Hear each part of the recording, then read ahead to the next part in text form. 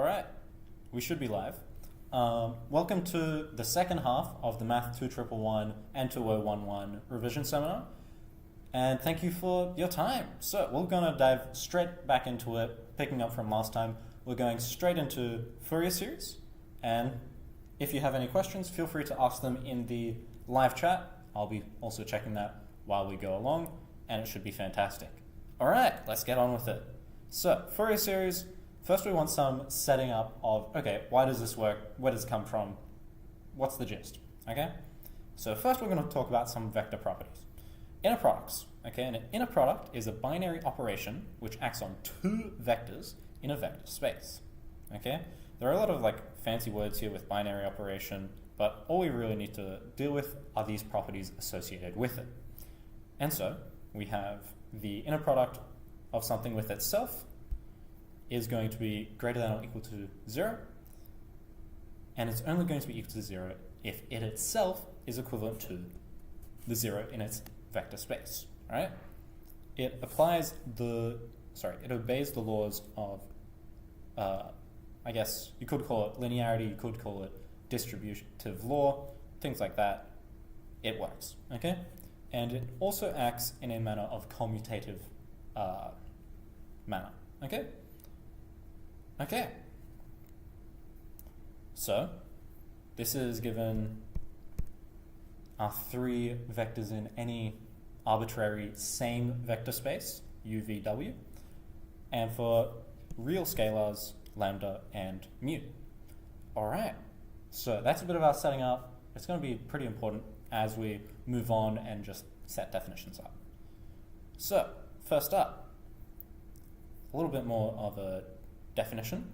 So, what does orthogonal mean? Orthogonal means that if you have the inner product of two things, it equals to 0. Okay? That makes A and B orthogonal. That's all it really means. And so, given that we can define these inner products for any manner of vector space, it can also be referring to continuous functions. Okay? So, furthermore, we notice that these two functions can be referred to as orthogonal if their inner product, in this case we're defining their inner product as the integral of both of them, the integral of their product function over some specific interval. Okay? Now, let us go ahead and determine that the dot product is also a vector space, the dot product over the vector space of Rn, real numbers in n dimensions, is a valid inner product, okay?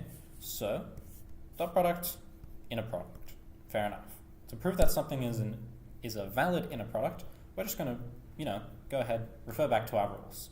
That's going to be 1, 2, 3, and 4, and they're fairly intuitive, so we can jump straight into it.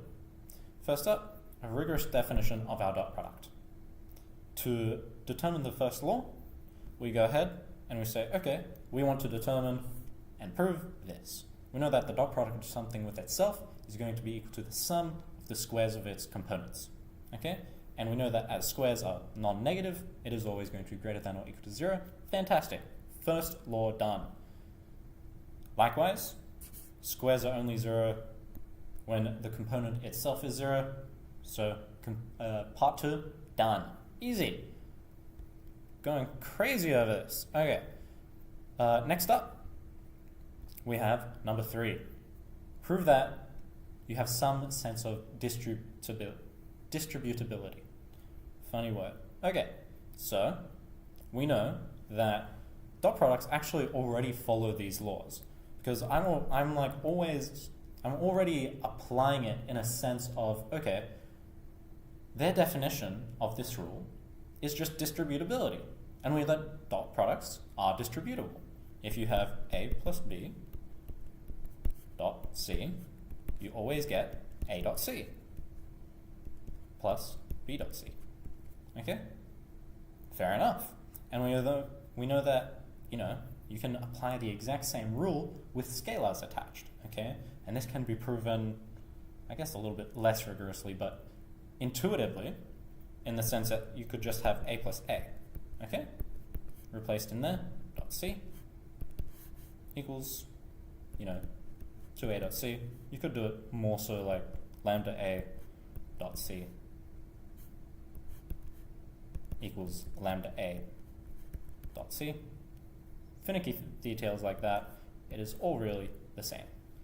Okay, so linearity is fantastic. It works. Number 4, commutativity. Well, quite frankly, products of real numbers are commutative. Okay? xy is yx, unlike matrices. Okay, so since we have all 4 conditions satisfied and verified, we understand that for certain, the dot product constitutes an inner product over the real numbers in n dimensions, right? Rn. N-dimensional vector space of real numbers. That's better. Next up, norms. Okay, so we're just plowing through this. So another set of 4 properties, and we're just going to go ahead and do it. Okay, we know that the norm of some value in a vector space, okay, norm of anything in a vector space is going to be greater than or equal to 0, only 0 when it is 0. We know that, in a sense, we have a linearity in the sense that multiplying by a scalar is going to multiply our total by a scalar, but not necessarily in the same sense, right? So I can multiply it by -4, but it turns into 8 times 4, right? So we can see that the norm is always talking about positive values, right? So this manner of correction right here, talking about the absolute value of lambda, is to account for that, all right? And similarly, we have the triangle inequality holding, okay? And we can see, like, almost immediately that this is very, very similar to just talking about magnitude, okay? Magnitude of a number. That's one way to think of it. It goes by all the exact same rules, and it even looks very similar. So it's fairly intuitive in our setting out of this space and this property, right? So a more formal definition of the norm, it's a manner of mapping of vector spaces to the real numbers, okay? More specifically, the positive real numbers, okay? All right. So some things that we know is that one sense of a valid norm can be determined by the square root of any inner product, right? So beforehand, we demonstrated that the dot product is a valid inner product, right? It is a inner product, it is not the. Inner products are like a sense of anything that obeys that laws, okay? Any operator that obeys that laws. So if we set up the dot product as our inner product in this sense, we know that a valid norm is going to be the square root of our inner product, right? Fantastic. All right. And one more extra piece of information is that it obeys the Cauchy-Schwarz inequality. Okay, just a funky little thing there. All right. Now, let's go through an example. So, one sense of a norm, as I discussed earlier, is talking about our absolute value, or in other words, our magnitude, okay? We have seen this manner of notation being synonymous over, like, every time we refer to a vector space and we talk about radius, or we talk about just the size of the vector, okay? And so, we can say that a common norm is the Euclidean norm, very, very similar to our Euclidean metric, right?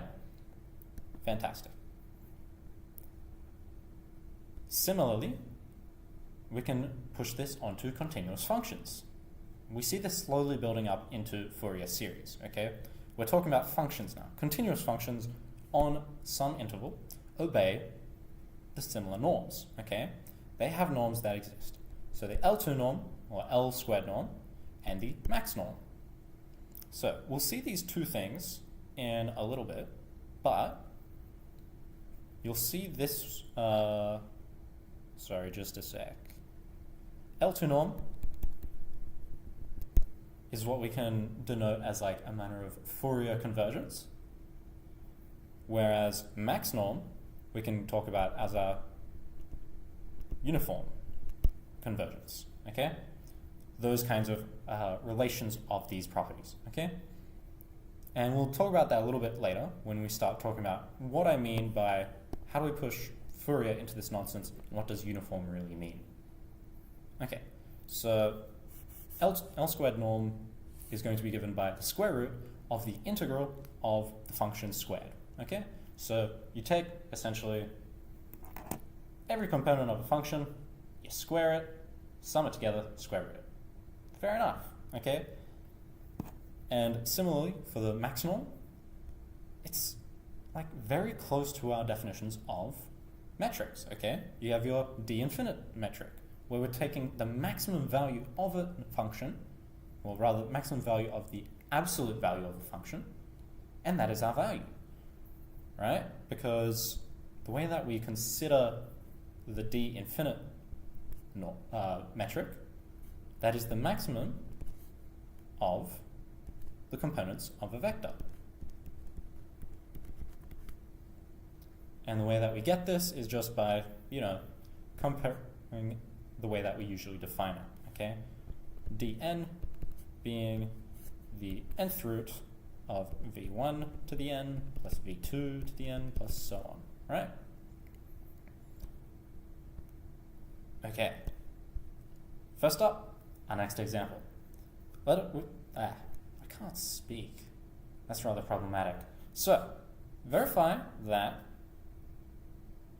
the magnitude is indeed a valid norm, okay? We're talking about our Euclidean norm, okay? We're going to prove that it's valid. So, how do we do this? We go ahead and we prove our four circumstances. So, is the magnitude of some manner of vector, we're going to talk about this in vector spaces, is the magnitude always greater than or equal to 0? Of course it is, because we're talking about the sum of our components squared, okay? Sum of the squares of our components, all square rooted. And because squares are non-negative, we have a square root always computes a positive value. Fantastic, it works.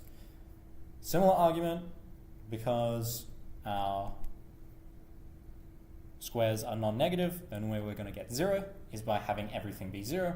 Fantastic. There are a number of contradictions we can imply to prove this more rigorously, but we're just going to get hammering through it. Now, next up, multiplying by some manner of scalar.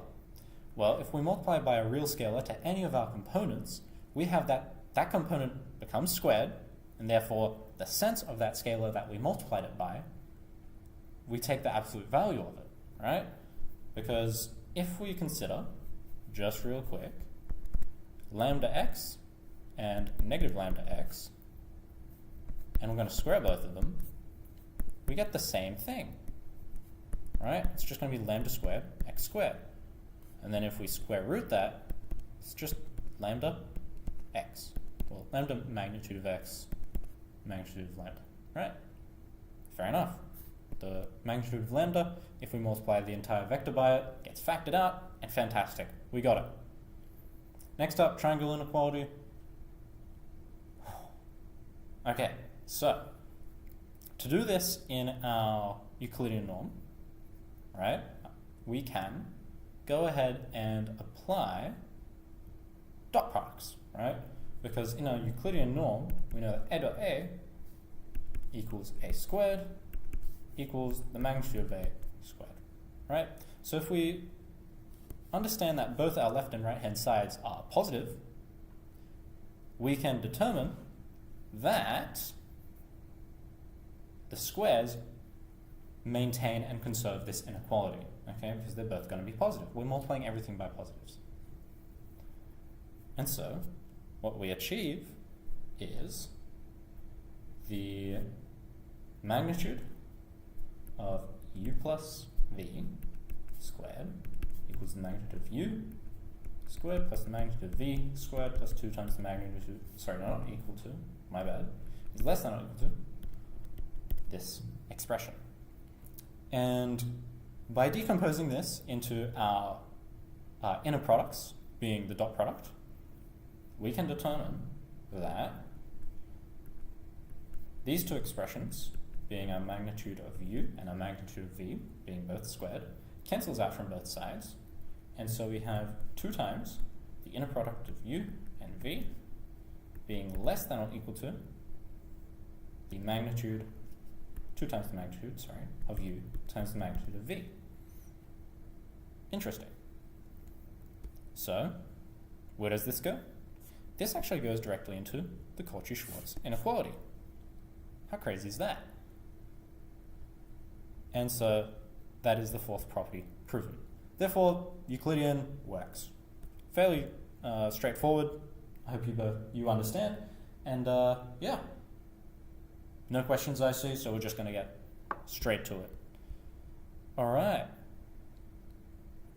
So, what is a Fourier series? Finally! Okay, so Fourier series is defined as a series used to express periodic functions, okay?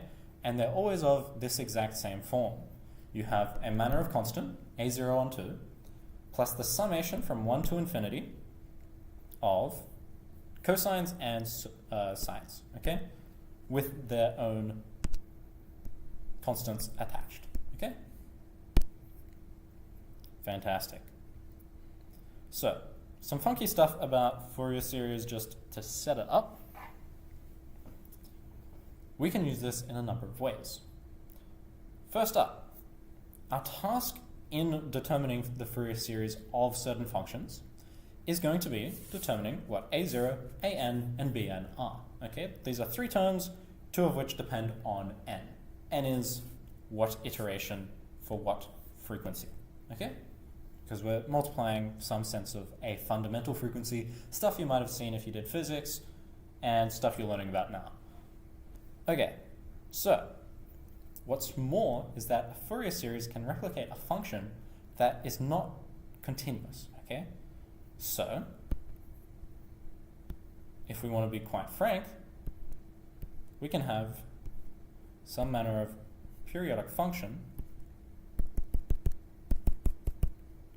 which uses open and closed circles as such. And Fourier series can try to replicate this.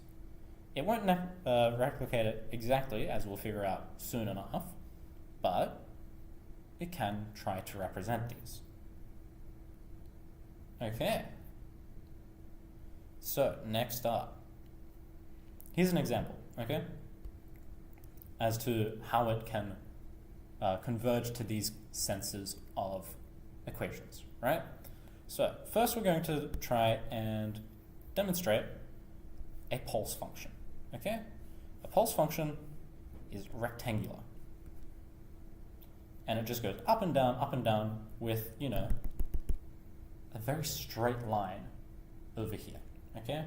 We got undefined gradients, infinite gradients, positive, negative, whatever, it jumps, okay? You could almost call these jump discontinuities.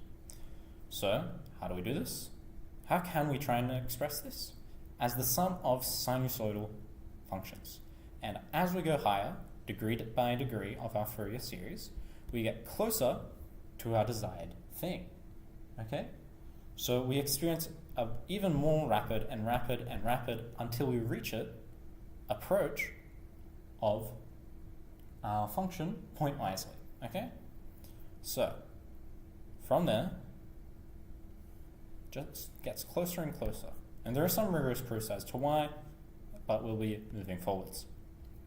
Alright, so how are we going to get these coefficients that we spoke of just earlier? Well, I redirect you to orthogonality, okay? over functions.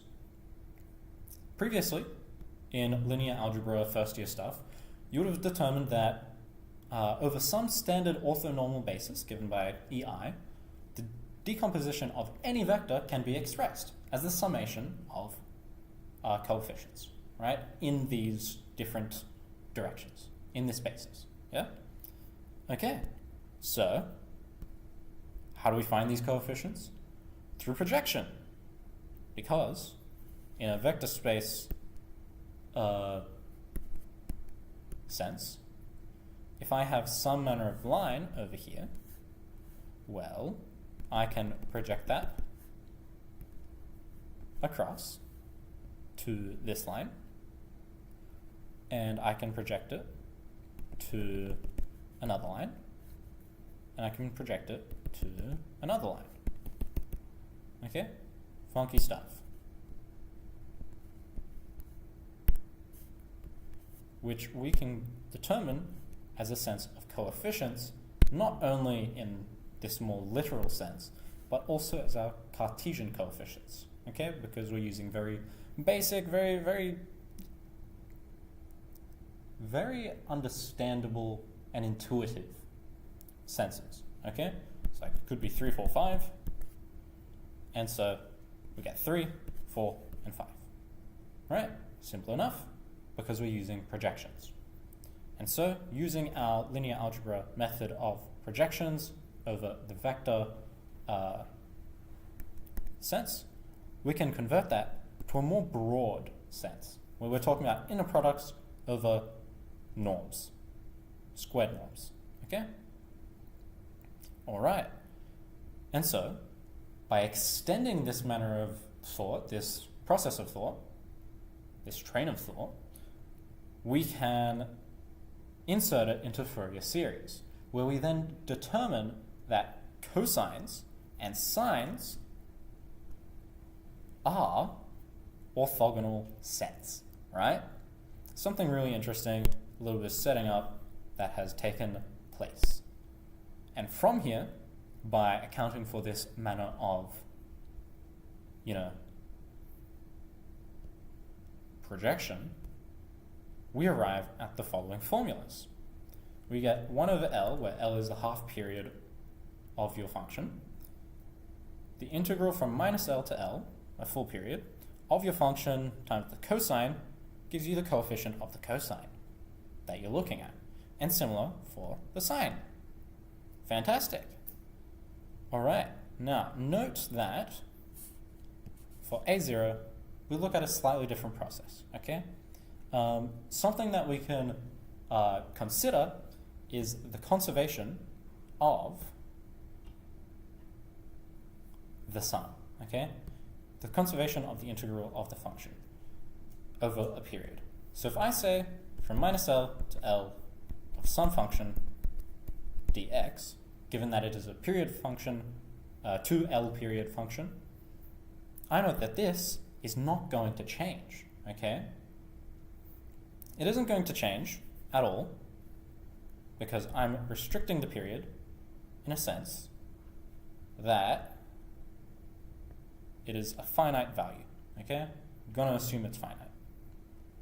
And from here, if I want to construct f of x as, sines, cosines, and a constant, well, my sines over one period, or however many proper periods they take, are just going to eventuate in 0, right?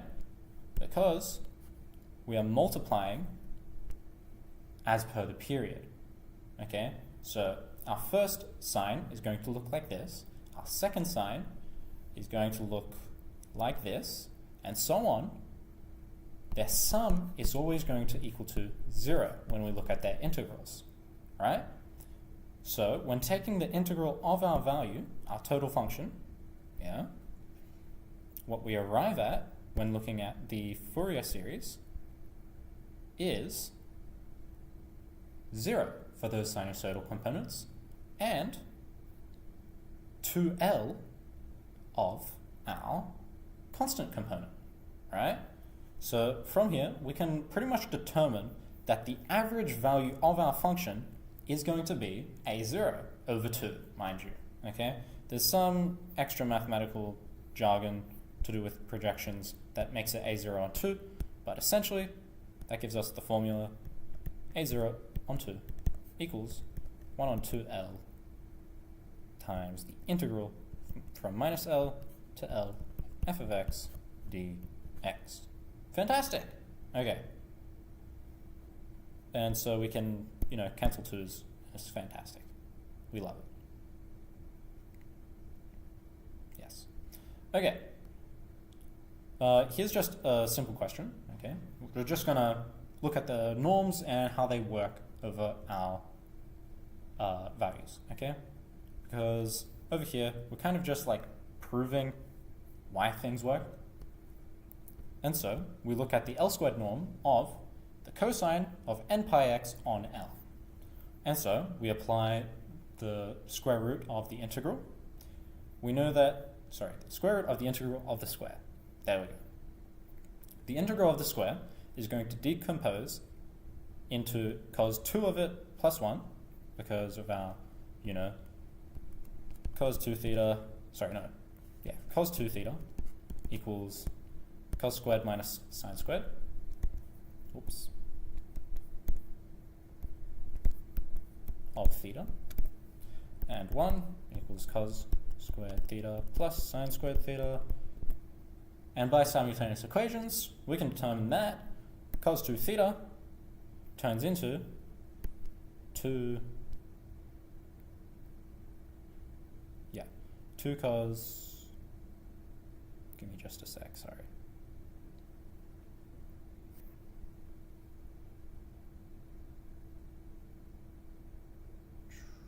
We applied a evenness because cosine is even, which made us change our ranges of our integral.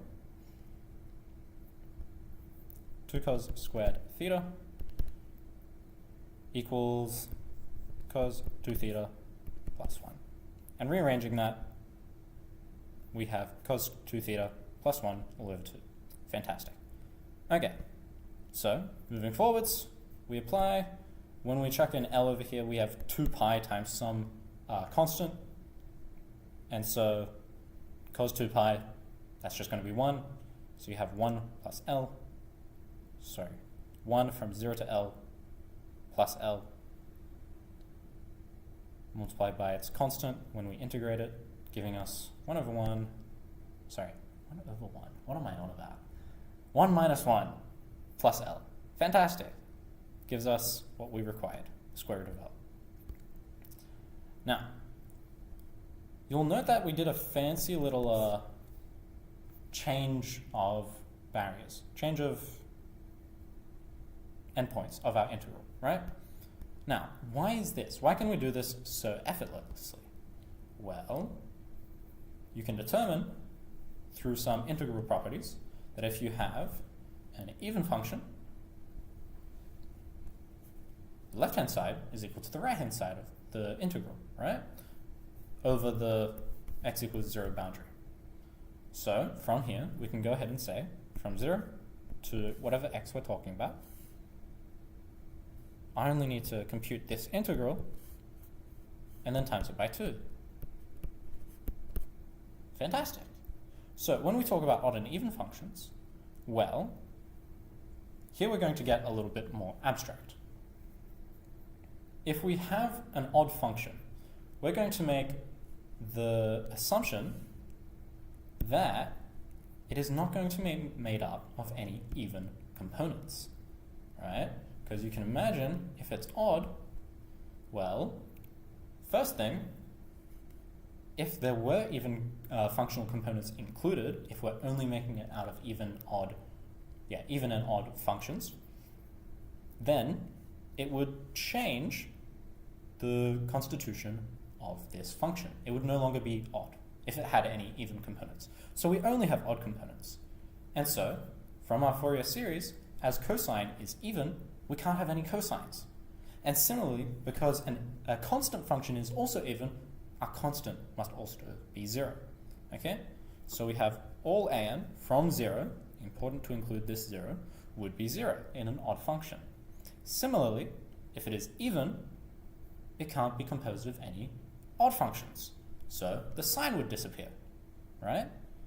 Because if we had an odd component in it, as well as even components, when we're only making it out of odd and even, mind you, these odd components are of distinct frequencies, then it doesn't work. It wouldn't be odd or even. It would be something else. All right, fantastic. So with that out of the way, we can probably make just one more extra point here. And that extra point is going to be, well, if I have something that looks, I'm just going to say looks odd, right? But it's not quite odd. Let's say I have something like this, okay? Where I think to myself, okay, about some manner of y value, it appears odd. Well, quite frankly, what we can do here is, by a sense of inspection, go ahead and relate this function to an odd one, right? Where we quite clearly see that the only difference is our constant function, right? So since the only difference is by a constant, by tacking on this funky constant, we have an odd function.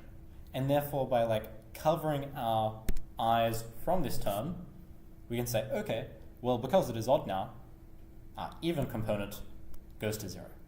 Okay? So if you have an odd-like function, I'll say, then you know that a0 over 2 isn't going to be 0, so you just determine it, and then you can tell that an is going to be 0. Okay? Just as a funky little extra piece of info. It can save you time from, going ahead and computing, okay, what is an for this function? I don't know. Let's do another integral and waste like an extra 5 minutes in the exam, why don't we? No, we don't like that. Fantastic. Okay, so moving forwards, we're going to jump into our example. Okay, so 2 things. Let us talk about this function. What does this function do? It says, component-wise, if we start at 0, if x is 0, then we have pi, and it follows negative x. So we have a -1 gradient until we hit pi. But it is not included, so we have an open circle there. And if we look at it from the other direction, if we start at minus pi, so mind you, that is going to be a closed circle, minus pi plus pi is 0, so that's perfect right there. It follows x, and it hits here, where it would have an open circle. But it is the exact same point, so there's no need for circles. And this repeats, so we still have a closed circle on that side. We know it repeats for 2 pi, given that this is minus pi, and that is pi. And so, from our boundaries that we want to sketch this graph, we can just go ahead and repeat this. Fantastic. So, we go ahead and we do so. It bounces until 3 pi.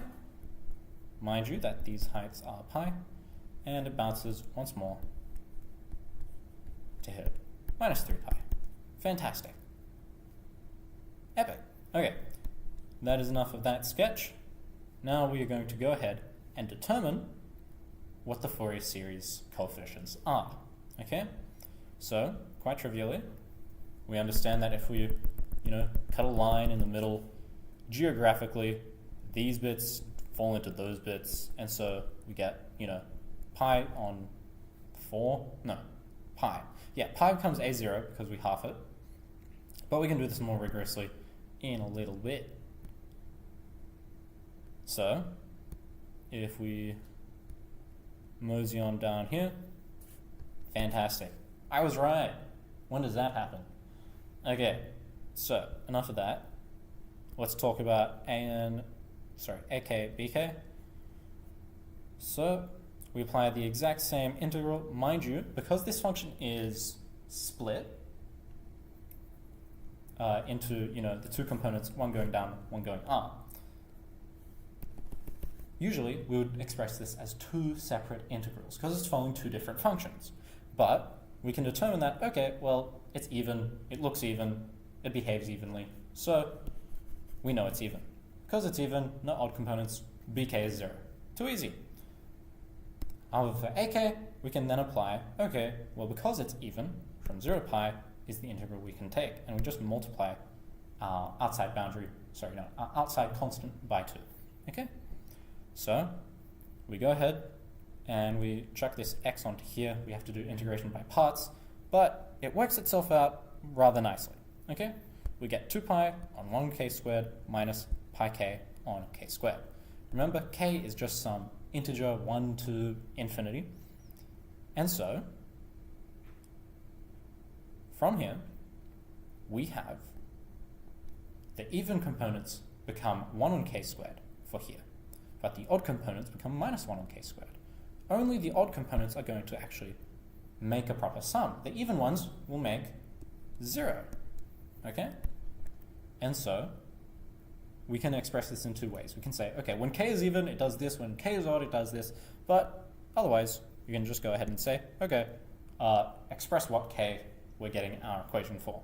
Fantastic. And so, done. Lovely. That is going to be a and b. Love it. Now we look at c. We have another function. Okay. Well, let's just crack on and draw it. Too easy. So, first up, draw our axes. We don't need to draw it for 3 pi to pi or whatever. We only need to draw one period really, because that's all the information we really need, okay? If we want to repeat it, go ahead, but that's just extra time. Anyways, so 0 to pi and then to negative pi over here. 0 to pi, we have minus 3x. Okay, so let's do that. We go over here, it's an open circle because we're not including that, and that is going to be minus 3 pi that we go to. Hit 0, and when we are from minus pi to 0, we have 3x. Interesting.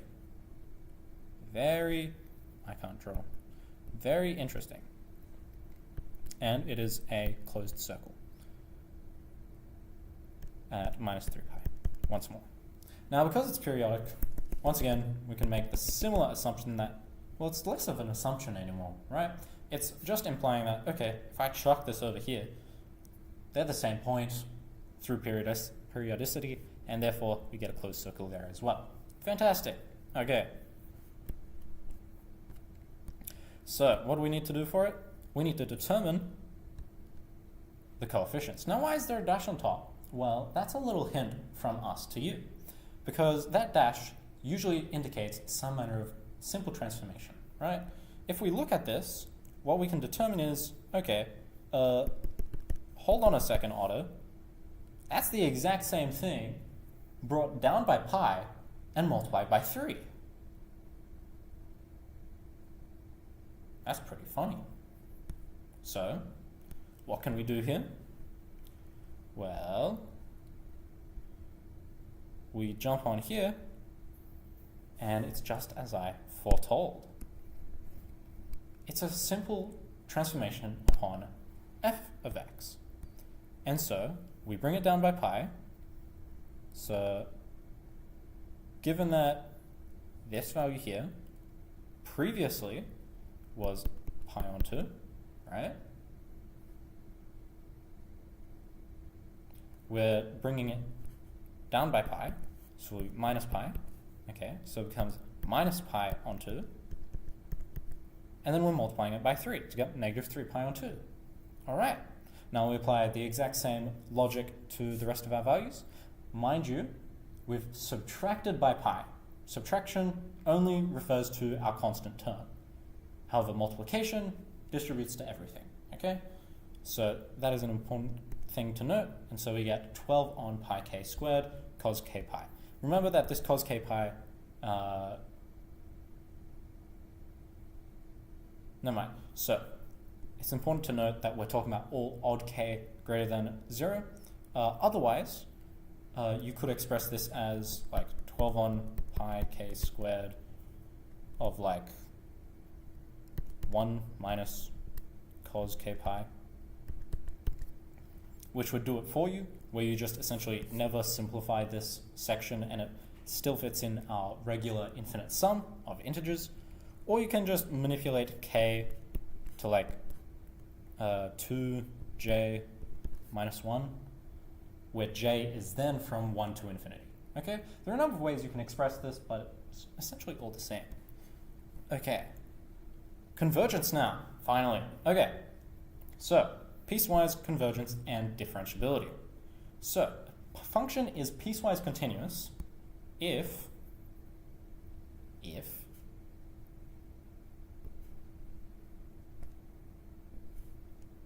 is piecewise and continuous. Funny. Not exactly. So what we're referring to is you have a piecewise function where piecewisely it is continuous, right? You can have discontinuous points, right? But overall, when we're looking at the bulk of it, we can determine, okay, most of this is in fact continuous, okay? And I say most, we're comparing infinity to finite, okay? If we start comparing infinities, it gets messy. So what am I referring to? We're looking at, okay, we want a finite number of discontinuities over a period, okay? And so where does this come into the Fourier series? Well, let's say I'm talking about a series that goes like this, okay? If it goes something like this, then over one period, let's say this is my period, because I feel like it, we have one funky discontinuity here, but it remains being piecewise continuous, because piecewisely, this piece is continuous and that piece is continuous. These limits exist, okay? Fantastic. The limits at both ends exist, is what I'm trying to get my point to be. Okay, so it's about any finite interval, okay?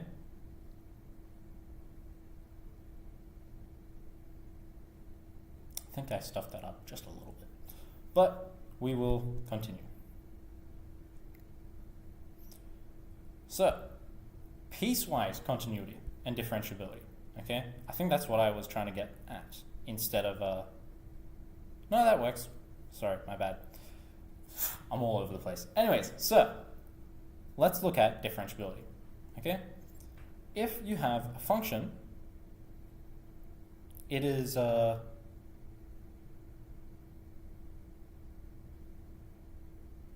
I'm losing it. We can interpret the integral given that a function is piecewise continuous on a closed and bounded interval, okay? So we can determine the integral of this function, okay? We can determine the integral of any function given that it is piecewise continuous, okay? Because when we look at a finite number of these discontinuities, they'll have a width of 0, integral 0. Fantastic. However, if there are like an infinite number of them, then it starts being a little bit iffy, okay? Because then that width, the summation of infinite zeros, might not actually be 0, okay? And therefore we get a little bit iffy with infinities and we don't like that, okay? So next up, let's go ahead and talk about differentiability. Piecewise differentiability really just talks about the same sort of thing where we have blocks where the derivative limits exist and there are a finite number of them, okay? So we can also talk about this as like, okay, what is a piecewise function? Piecewise function tells me what it does all over the place, okay? Piecewise function does jazz. Rather spectacular. So, piecewise differentiability is referring to our derivative function, okay? It is now piecewise. And so, we have a function is differentiable on this interval except at a finite number of points. So over here, we have 1 point, 2 point, 3 points that are not going to be differentiable. Okay? Fantastic. Mind you, over here, we would actually need that to connect to consider differentiability because, you know, it still needs to be continuous for something to be. Sorry, if something is differentiable, it is continuous. That's what I'm trying to get at. Now note that your limit of your derivative, the limit of your derivative from some direction is not necessarily the same as your function being differentiated, right? It's an important distinction because sometimes it gets a little bit goofy, but we like sticking to certain definitions. So, back to it. The convergence of Fourier series over our discontinuities. What we're going to talk about is, well, if I have a function, as I have discussed quite a little bit, whereby I have a discontinuity, okay, and it is periodic, and I apply Fourier series to it. What do I get? What is Fourier series of this? What does it do? Because the integral is the exact same if I make this my open circle and that my closed circle, or vice versa, okay? So what does it do? It goes ahead and says, in the middle. Fantastic. We love it, okay? Open circles, both of them, because it's like a parent, okay? It's not going to give either of the children ice cream because both of them are screaming, okay? It puts it on the floor for both of them to watch. So, let's get moving, okay? You take half of the sum of the limits. Fair enough. It chucks it in the middle. And so, let's start talking about uniform convergence. Okay, so what does uniform convergence mean? It means that if I have some function over here, and I have some function over here, sorry, I slipped, then this function, we're going to talk about this one as, you know, that's going to be nice f, and this one's going to look like a fk, okay? Random choice of letters. So, these two functions uniformly converge if for every epsilon, okay, epsilon's coming back into this, we love limits, we can choose any epsilon such that over this entire interval, we'll say a to b, the absolute value of the difference between these two functions is, the greatest difference, the greatest difference between these two functions is going to be less than some epsilon, right? And in this graph, we can see, okay, where is the greatest difference? The greatest difference is going to look like here and here, okay? That's our value, right here, okay? So for these two functions to uniformly converge, that would have to go to 0 as k goes to infinity, right? And so, mind you, I'm saying as k goes to infinity because we're talking about all of these little k's that are greater than k, big K, yeah? And what that implies is as k goes to infinity, epsilon is allowed to go to 0, yeah? So that means, in the sense of uniform convergence, everything squishes down onto f, right?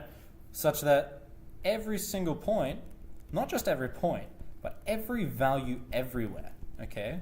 Because if we start talking about points, points gets a little messy because we have a thing called pointwise convergence. Pointwise convergence is saying, okay,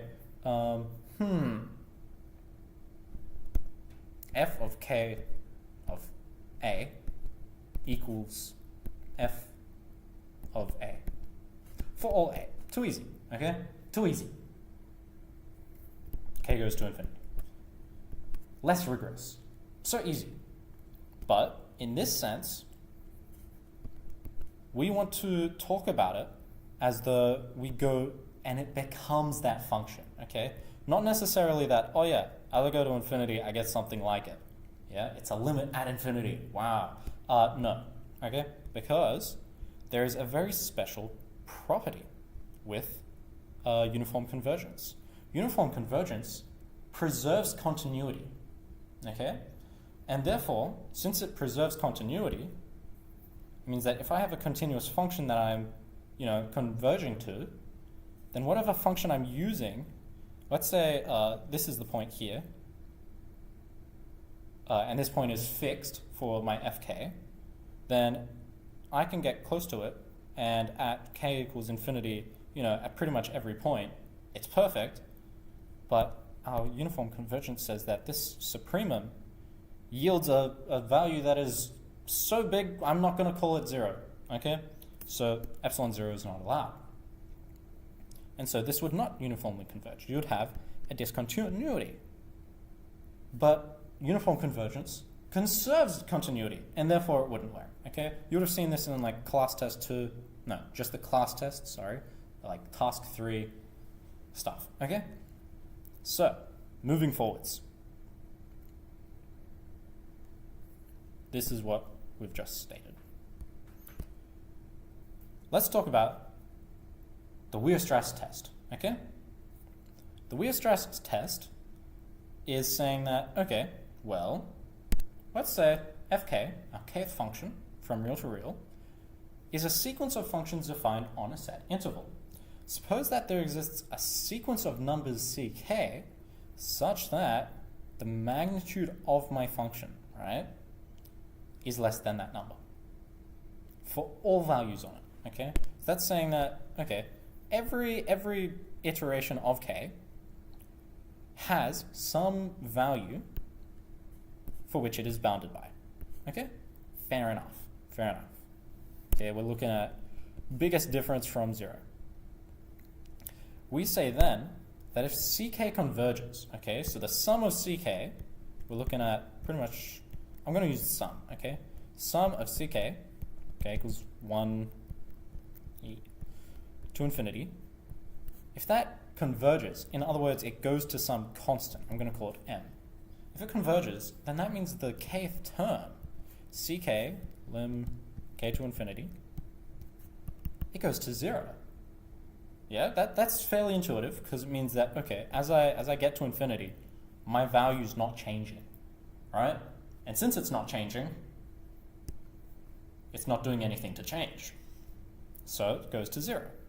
And so we say that the function, right, the sum of your functions converges uniformly, right? And so we can actually attempt to apply this on Fourier series very briefly, because if we go ahead and we say, okay, Sn f, I'll just draw it like that, of x, equals a0 onto plus the sum from n equals 1 to infinity of an cos goes first,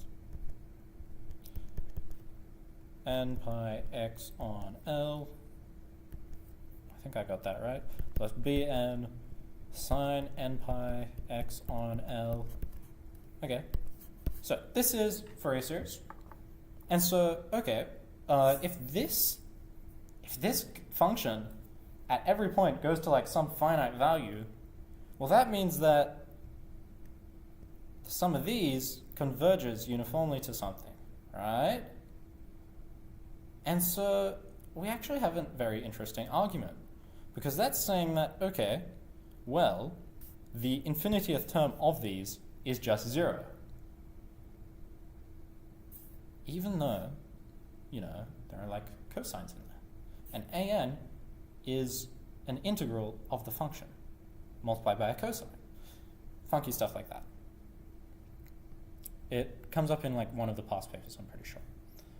Okay, anyways. So, past example time. So, I might be trolling because this is the exact same thing that we had before. But yeah, it is the exact same thing we had before. We're looking at question D. So, does the Fourier series of f converge uniformly on to f on R? Give reasons. Okay, well, in this example, it goes like this. it is sawtooth, and it is continuous, okay? There are no jump discontinuities.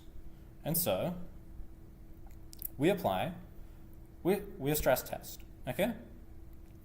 So, we need to determine that this sum is bounded, and so, because this function at every point, right, is finite, it tells us that this converges, okay? The sum of all of these converges. And given that it converges, we almost have like a p-series test because we're looking at 4 and k squared, but really, Weierstrass test tells us that, give me just a sec, yeah, we have uniform convergence, okay? Because that is the fundamental point of Weierstrass test, yeah?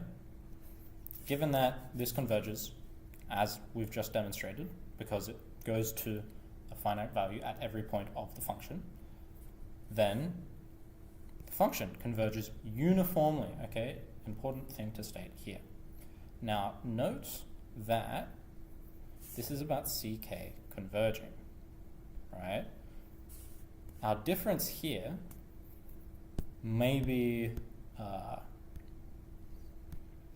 there are examples where you can have a jump discontinuity, and therefore, that means that, given that this is like, the Fourier series, means that you no longer have a continuous thing. But when we take Fourier series, it's usually of a continuous function, and therefore we get a continuous function from it. Fair enough. Okay, and this will be one more example. We look at gx equals x squared, given that it is periodic, and we're extending it, okay? We're extending it oddly, okay? Therefore, that tells us that x squared, 0 to 1, 0 to minus 1, yeah?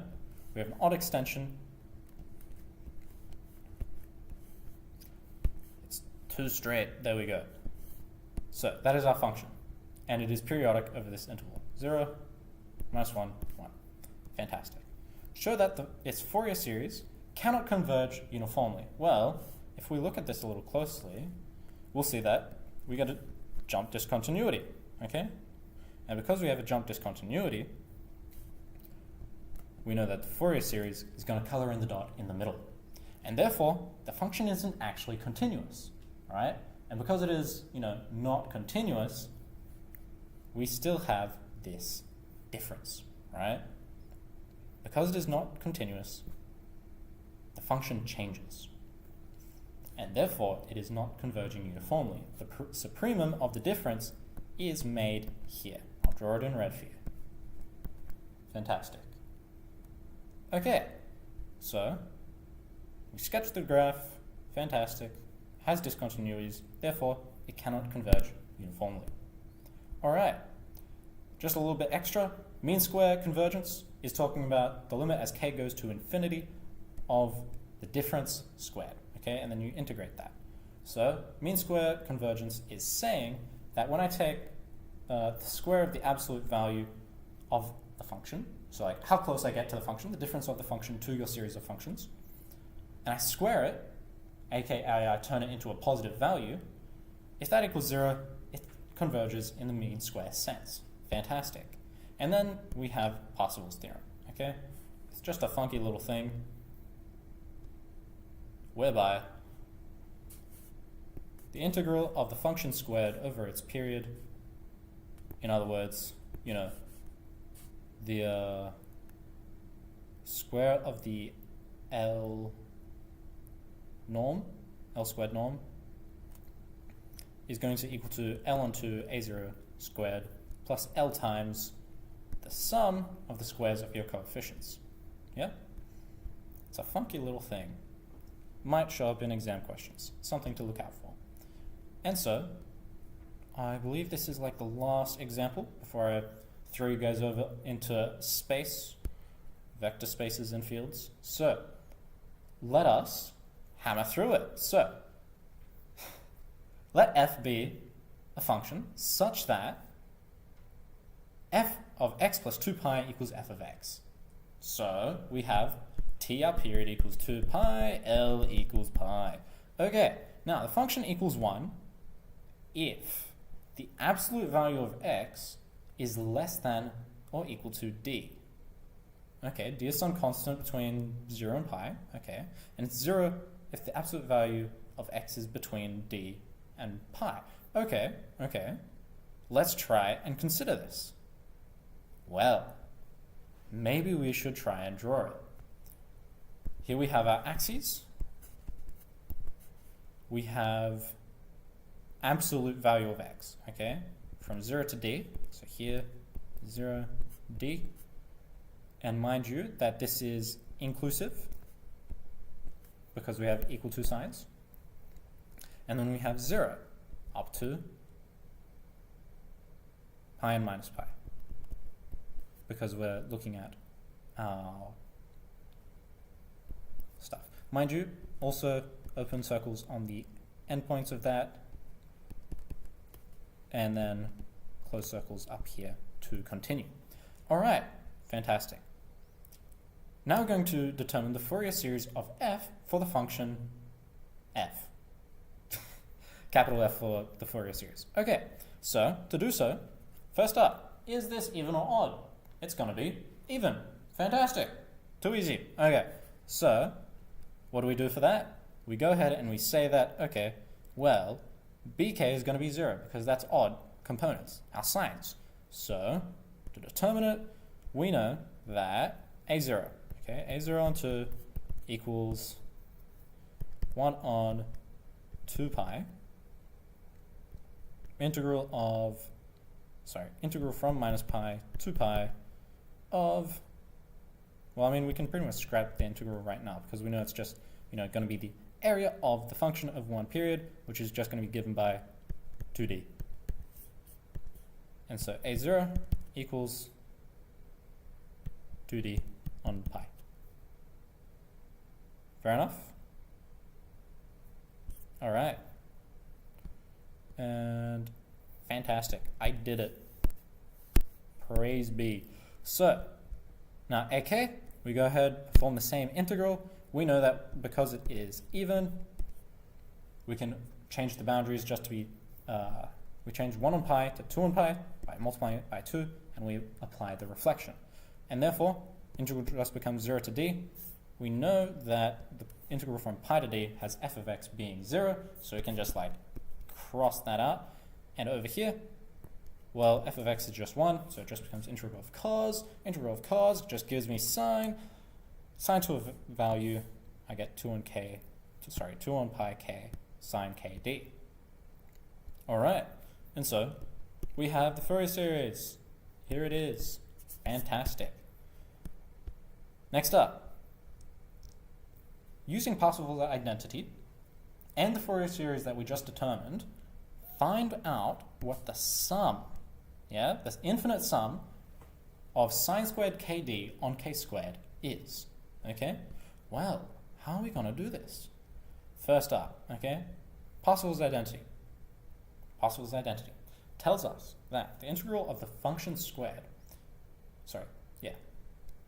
is equal to pi on 2 times 2d on pi all squared, so that's our a0 squared, times by L on 2, plus L times the summation of ak squared times plus bk squared, which is just going to be this squared. Fantastic. Now, something to note out for. This function that we were just determining, that we're analyzing, it is the same as the square of the function, because it's always 0 or 1. And in the Fourier series, sure, you'll get halves here, but that's only for a very specific point, a point with the 0 width, so it doesn't even matter. So, it is itself. And And since it is itself, you can go ahead and note that the integral we're talking about is the same as the A0 on 2 that we had before, over like the period, okay? And so we have 2D is equal to, just simplifying our right-hand side, okay, 2D squared on pi plus 4 on pi summation of sine squared kd on k squared. Now, what was it we were trying to find? We were trying to find the summation of sine squared kd on k squared. So, rocking back and forth, we go ahead and we say, okay, highlighting what we want to find is right here. That's kind of nutty. Let us go ahead and throw everything onto the other side, and fantastic! That was awfully intuitive. And so, that brings us to the end of Fourier series. And I'm going to pass you along to my good friend Oscar Wellard, and he's going to continue with this seminar. All right. All right, thank you very much. Okay, you guys are stuck with me now. All right, so moving on to the next topic, vector fields. Get keen. All right. So, vector fields, it's simply just a function that takes in vectors and it outputs vectors. So the way that we can think about this is we have some space in, or some three-dimensional space, can be two-dimensional sometimes, but think of it as you take any point in 3D space and you assign a vector to it. So in turn we input a vector, which is our position, and we output a vector, which is the corresponding vector in the vector field at that point. So we typically just write it like this. We have an x component, or like, you know, the first component, second component, third component. This is obviously for a vector field in R3. So if we want to sketch a vector field, hopefully in 2 dimensions, because that makes it a lot easier. Sketching 3D vector fields is a nightmare. All you do is you pick a point and you plug that into your vector field and you draw the corresponding vector. So a real life example of what a vector field looks like is like a wind map, right? On Earth, you know, you go outside and there's wind blowing around. That is a vector field.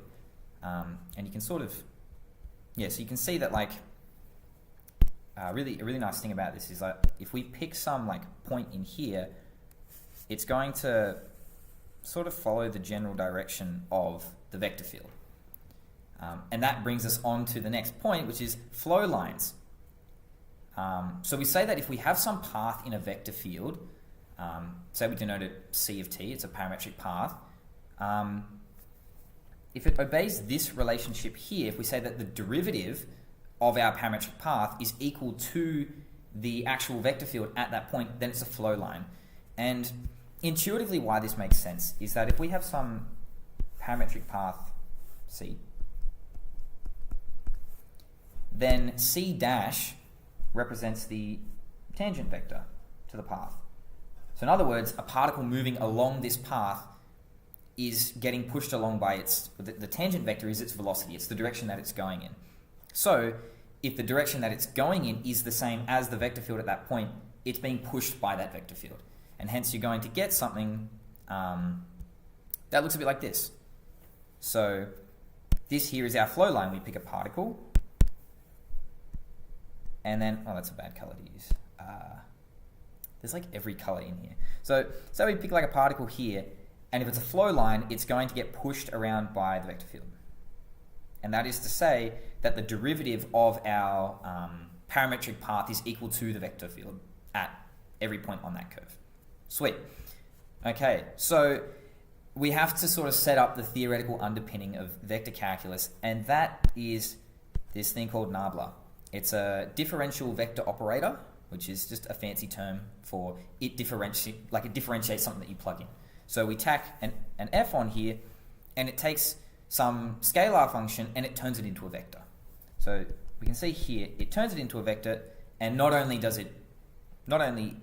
we have, I guess, our function f, but it differentiates it with respect to our, I guess, n basis components. So typically when we take the nabla of some three-dimensional function, it'll be the partial with respect to x is the x component, the partial with respect to y is the y component, and the partial with respect to z is the z component. It's very intuitive. It's a very, very nice thing that allows us to do a lot of really cool stuff. So yeah, all it does, we plug in f and it spits out partial derivatives in a vector form. Very nice. So what can we actually do with nabla? So the first thing that we typically learn with this, after of course learning the gradient, is this thing called divergence. And again, if we think of nabla as a vector, so that is to say nabla is something of the form like this, we can then just do the dot product with some function f1, f2, f3, which is what we've got here. And we can see that when we do the standard dot product, we just get this. And this gives us the divergence, which divergence is a measure of how much a vector field comes out of a certain point. So typically a positive divergence is if we take a point like this,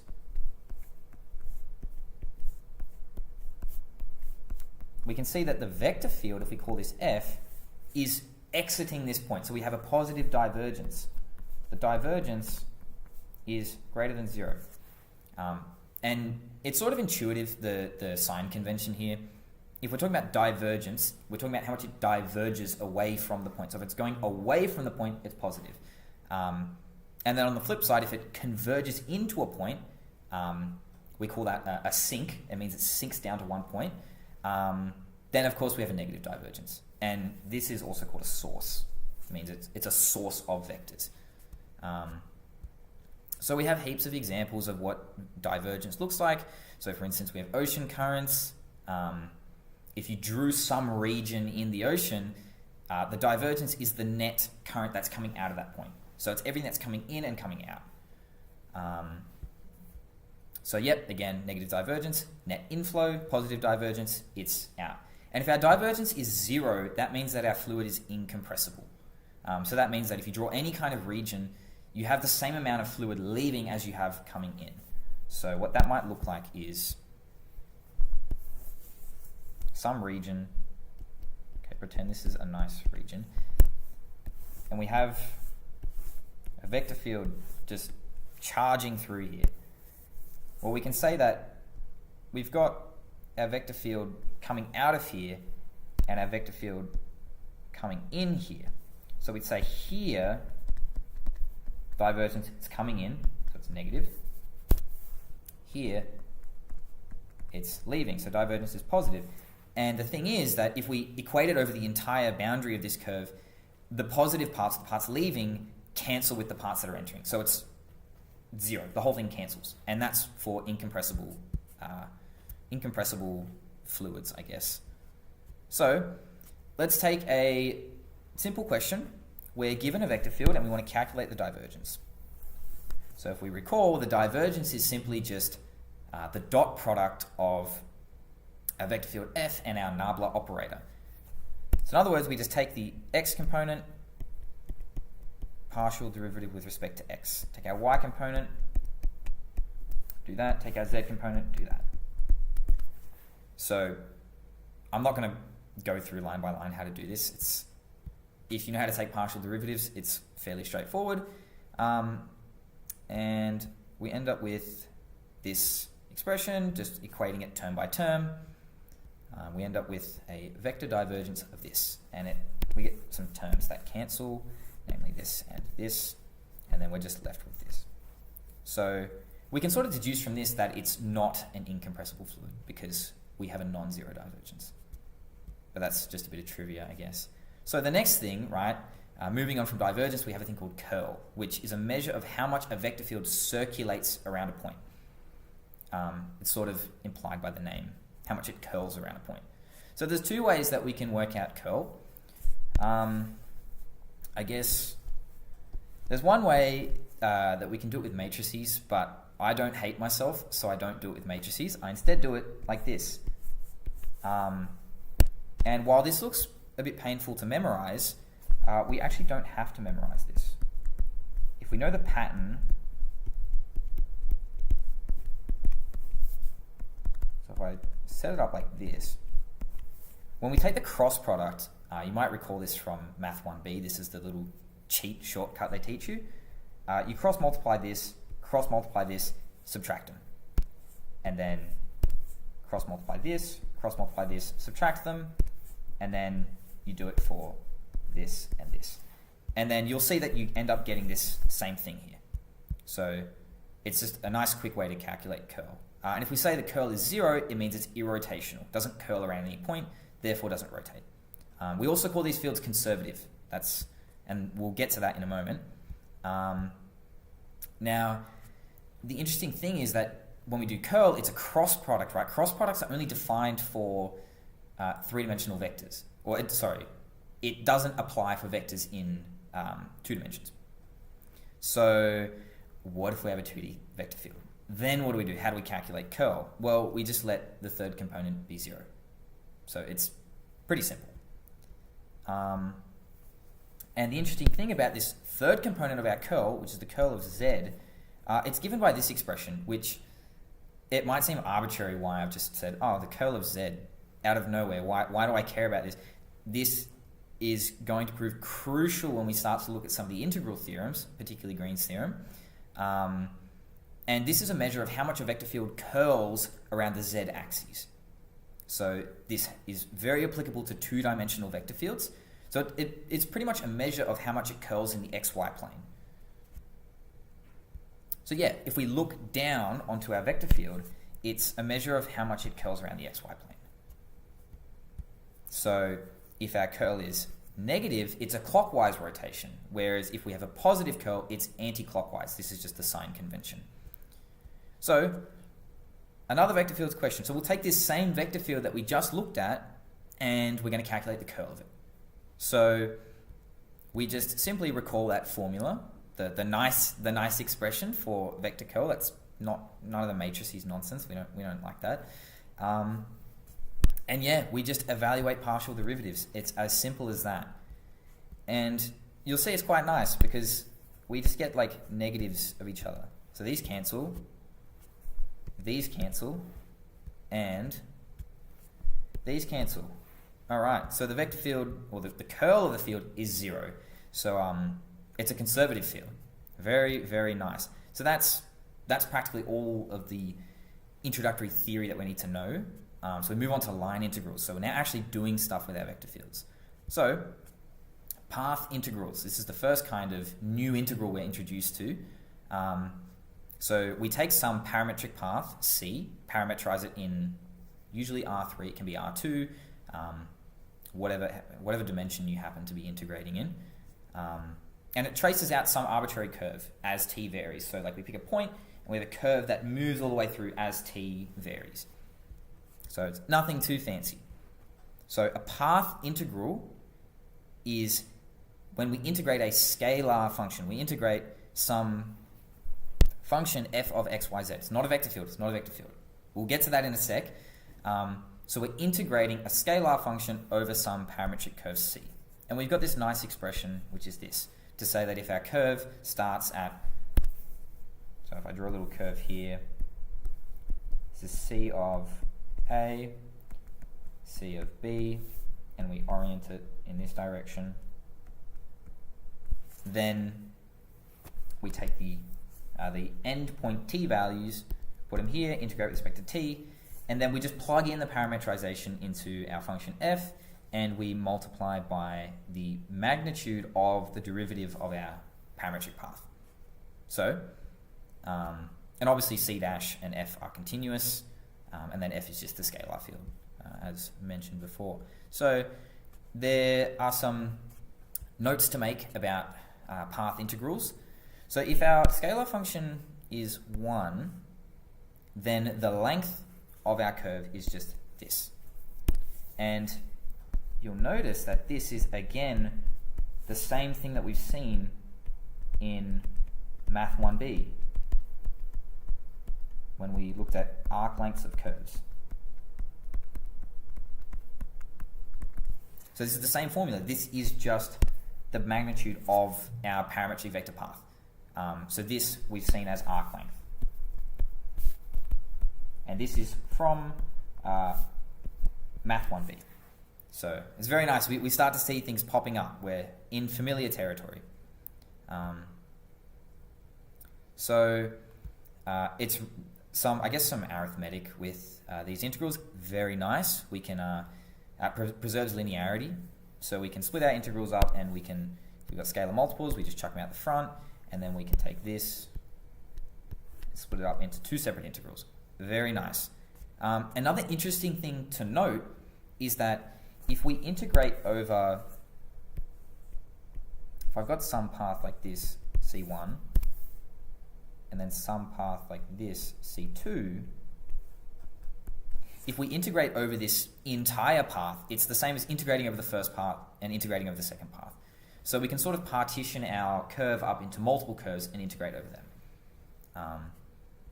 So now we move on to line integrals, not to be confused with path integrals.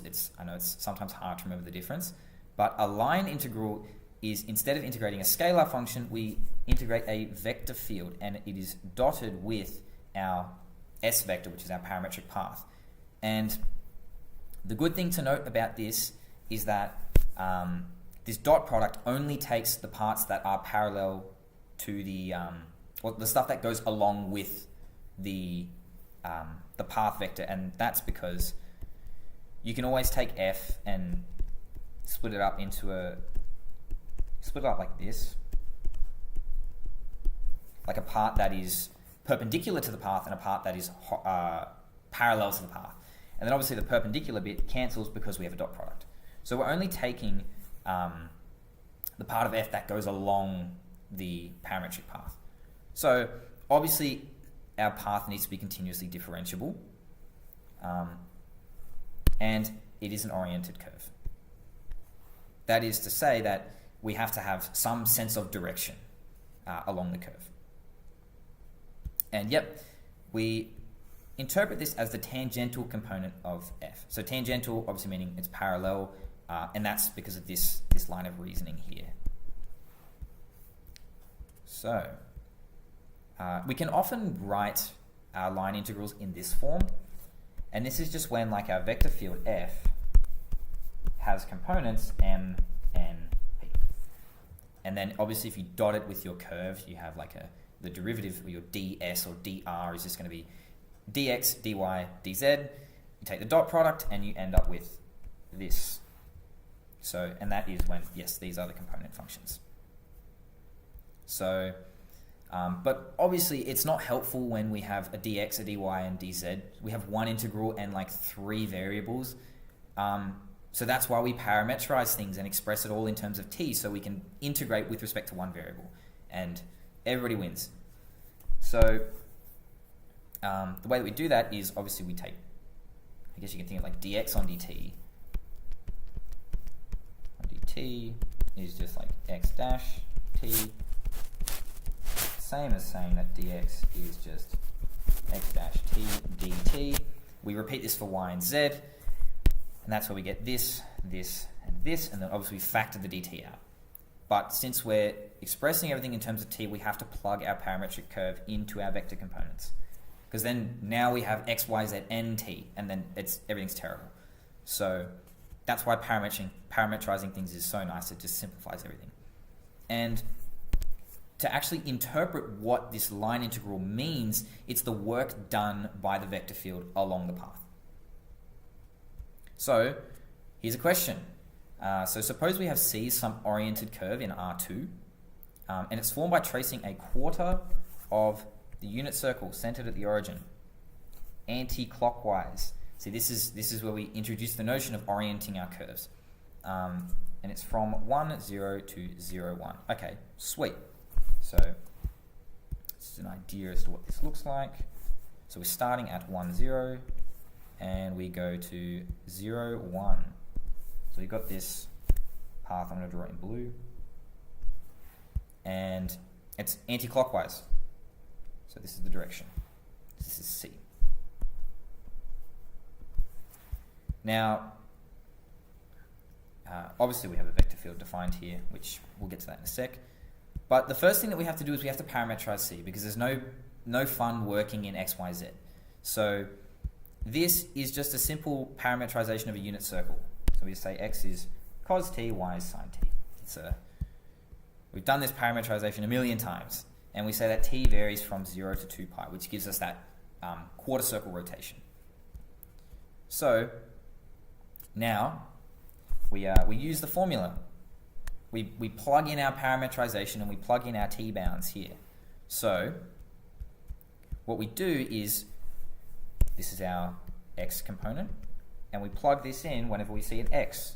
This is our y component, and we plug this in whenever we see a y. So I'll write what our vector field is. F is it 2x, 3y, 3y, and C is just cos t, sin t. So what we do is C dash is equal to negative sin t cos t. So that means that our 2x, is our x component, we just plug in 2 cos t, which is what we get here. And then we multiply by the derivative of the x component of our parametric curve, which is this. So we get d on dt of that. And then, again, we have 3y, so it'll be 3 times sin t times the derivative of the curve. So it'll be 3 sin t times d on dt of sin t. So then, now, no more abstract vector, weird nonsense, right? Everything's in terms of t, nice integral. We've done these integrals a million times. We just use some trig identities here. That's just sine 2t. And then we, or a half sine 2t, my bad. And then we just integrate as per usual. And it's a standard sort of question, quite simple, quite straightforward. So, line integrals. These preserve linearity. Very nice. We can split them up and we can chuck scalar multiples out the front. It's happy days. Now, the really important thing about line integrals, and it's this notion of orientability, right? And orienting our curves. If we switch the direction that we orient our curve, the integral becomes negative. So it depends on what way we traverse the curve. That's very important.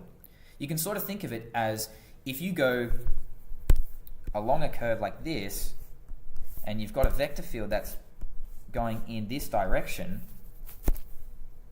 and you're just moving along this curve, the vector field is pushing you in the direction, and it's doing work, right?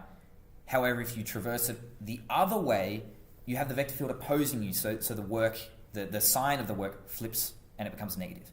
So, this idea of orientability, if we flip the direction that we evaluate our integral, the integral becomes negative. And we'll see why this is important in a sec. So if we have C to be some finite union of n smooth curves, so that meaning we can have some big curve and partition it into n smaller curves, then the integral over the entire curve is the sum of the integrals over curve 1, curve 2, curve 3, curve 4, etc. So, quite nice. Now, here's a question. It doesn't require any calculations. We just want to think logically about this. We want to try and take the logic of what we're learning here and deduce what the work done here is. So we've got some vector field gx, which is represented by the blue arrows going in the direction 1, 1. So it's a constant vector field going up diagonally. So we have a curve that's shown in red here, and it's a rectangle. It's an important distinction to make. This is a rectangle, which means these are at right angles. Okay. And these sides are parallel to each other as well. So it's just some assumptions that we can make as a result of that. So is the line integral positive, negative, or 0? Okay. Let's think about this logically. We can say that the line integral along this path, is C1. Our vector field is G, my bad. Right? And then since this path here is parallel to it, right? It's the same curve, but we've just flipped the direction of it. So this here, if we were to say this is, okay, well, C2 of, G dot dr, this is really just negative C1. I keep writing F. This is G, which is equal to the negative. So these integrals just obliterate each other. So these sides just cancel out. Okay, now the last bit, this bit here, since the work integral has to take the tangential component, this is doing nothing. This is like me saying, oh, I'm going to push a box across the room in this direction, and then I start pushing it from this direction. It's not going to go anywhere. It's not going to go this direction at all. No work's being done. So since this is perpendicular, so at right angles, no work's done. So the whole thing cancels out, the whole thing's 0. So overall, the line integral is 0. All right. So now we sort of move on to this thing. I mentioned it briefly before, conservative fields. And that just means that we can express a vector field as a gradient of some scalar field. So when we take some function, phi of x, y, z, and we do nabla phi, and it spits out a vector field, that vector field is what we call a conservative field. And conservative fields have nice properties, particularly their curl is 0. That's usually a dead obvious indicator that it's a conservative field. But we also have this fundamental theorem of line integrals. This is very, very nice. And if you look at this, it sort of reeks of this formula, right?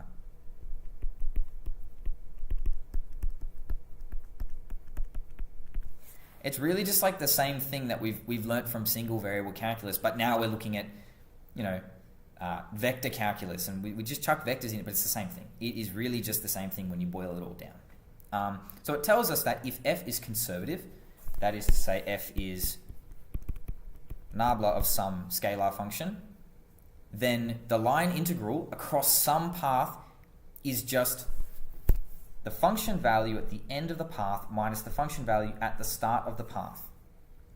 So what this means is that the function only depends on the endpoints. Only depends on the endpoints of the curve. So realistically, if you're a particle traveling through a conservative vector field, getting from point A to point B, you could go along the path. You could stray off, do a quick cheeky Macca's run, and then go back to the end of the point. The work's the same because it's only dependent on the endpoints. It doesn't matter. It's not about the journey. It's about the destination, right? So let's look at this another line integral, right? Okay, so we've got this vector field here. Evaluate the line integral. Okay, we've got a straight line segment, A to B. All right, well, I suppose we can parametrize this. Actually, I'm not going to parametrize it just yet. We'll get to that in a second. And we want to try and evaluate this line integral from point A to point B.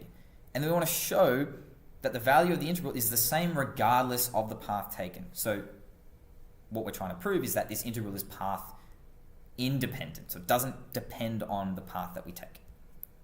So we can parametrize the curve. Okay. So it's just from 0, 0, 0 to 1, 2, 3. So we just slap a t on all of these, and that gives us from t 0 to 1 is from the origin to our point. Okay. And then obviously we have to work out c dash t because that's how we evaluate our line integrals.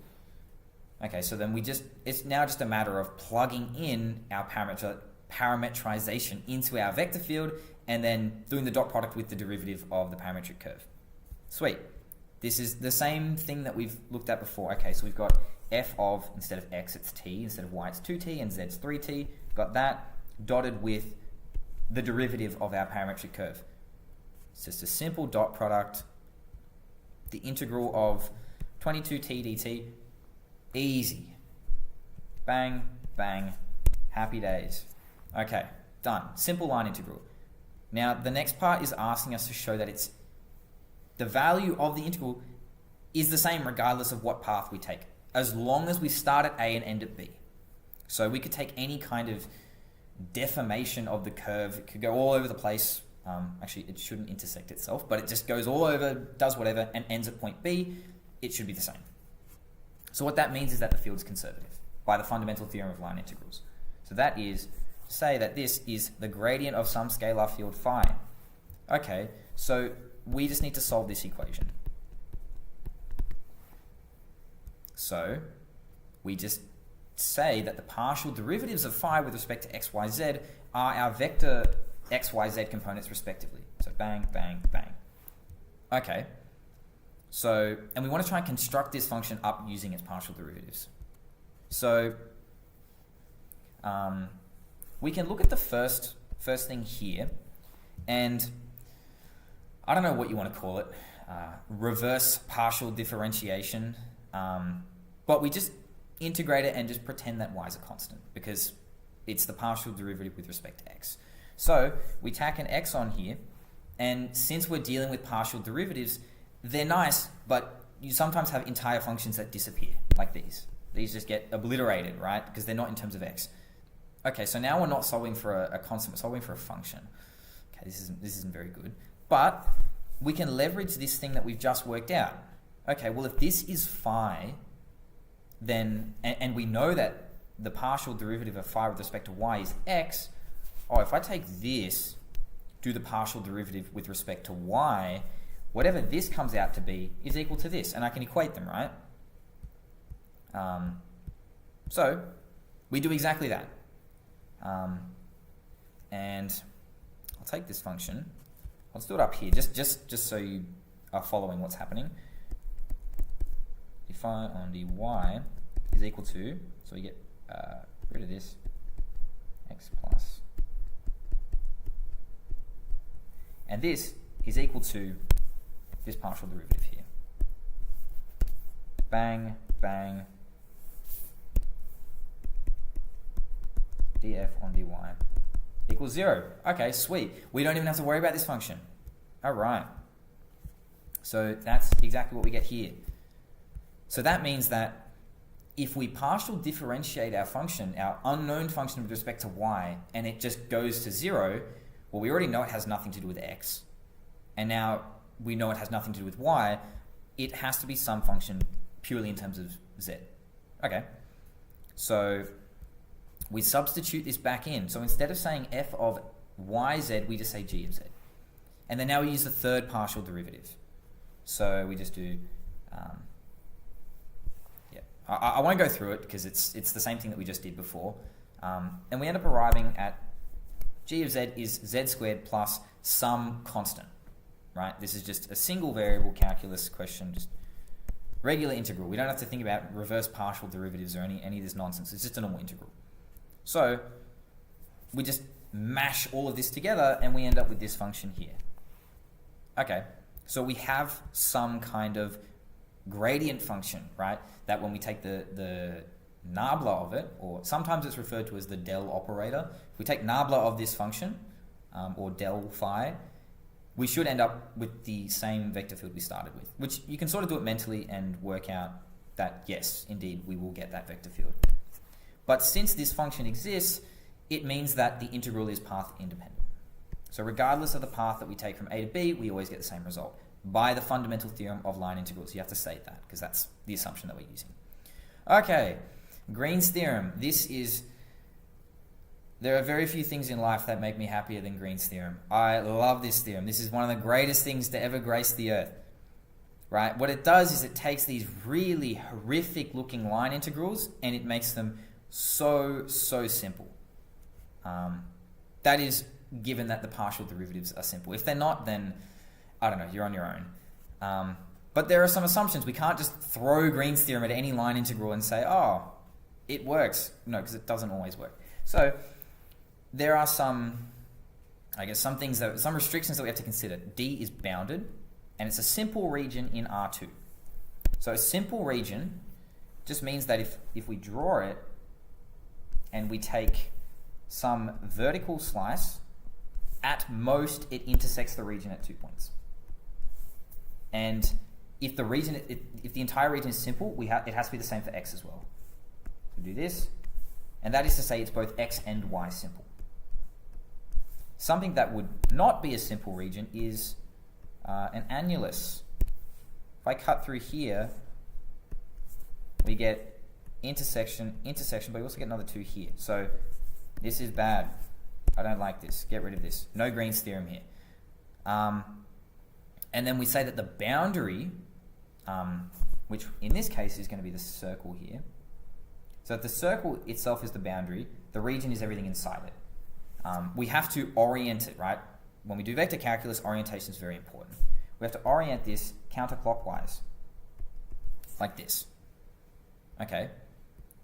So now, the last assumption that has to be satisfied is that M and N are continuously differentiable on D. So we have to have continuous partial derivatives. So this is M, this is N. So if we take the line integral, it's equal to the cross partial derivatives subtracted from each other. Okay, so I've just shown you one of the greatest things you're ever going to see in your life. Now it's time to look at one of the worst things you're ever going to see in your life. This. Good Lord, this is a diabolical question, right? We have some curve C. Okay, so it's a circle of radius 2, oriented in a counterclockwise direction. Okay. Simple region, counterclockwise. Sweet. Green's theorem is holding up right now. And then we have this monstrosity, right? And if you're particularly observant, this here it's a Taylor series. This is e to the x squared, and this here is a Taylor series, tan inverse y. Okay, this looks quite daunting, and if you want to solve this as a line integral, by all means go for it. I personally wouldn't do that to myself. I would use Green's theorem. So, since this is composed of all elementary functions, their partial derivatives are continuous. It's continuously differentiable.